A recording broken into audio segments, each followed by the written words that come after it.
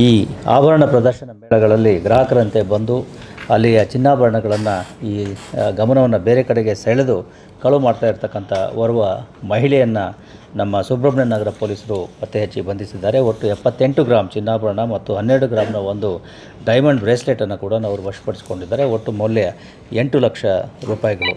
ಇದು ಆಗಿರ್ತಕ್ಕಂಥದ್ದು ಸುಬ್ರಹ್ಮಣ್ಯ ನಗರ ಪೊಲೀಸ್ ಠಾಣೆ ವ್ಯಾಪ್ತಿಗೆ ಬರ್ತಕ್ಕಂಥ ಒಂದು 5 ಸ್ಟಾರ್ ಹೋಟೆಲ್ನಲ್ಲಿ ಈ ಜ್ಯುವೆಲರಿ ಅಂಗಡಿಗಳ ಒಂದು ಪ್ರದರ್ಶನವನ್ನು 17ನೇ ತಾರೀಕು ಜನವರಿ ಎಂದು ಏರ್ಪಡಿಸಲಾಗಿತ್ತು. 17ರಿಂದ 19ರವರೆಗೆ ಅಲ್ಲಿ ಓರ್ವ ಮಹಿಳೆ ಗ್ರಾಹಕಿಯಂತೆ ಬಂದು ಅಥವಾ ಅಲ್ಲಿ ಇರ್ತಕ್ಕಂಥ ಚಿನ್ನಾಭರಣಗಳನ್ನು ನೋಡಿ ನಂತರ ಗಮನವನ್ನು ಬೇರೆ ಕಡೆ ಸೆಳೆದು ಈ ರೀತಿ ಒಂದು ಡೈಮಂಡ್ ಬ್ರೇಸ್ಲೆಟ್ ಮತ್ತು ಇತರ 78 ಗ್ರಾಮ್ನ ಚಿನ್ನಾಭರಣಗಳನ್ನು ಆಕೆ ಅಟೆನ್ಷನ್ ಡೈವರ್ಟ್ ಮಾಡಿ ತೆಗೆದುಕೊಂಡು ಹೋಗಿದ್ಲು.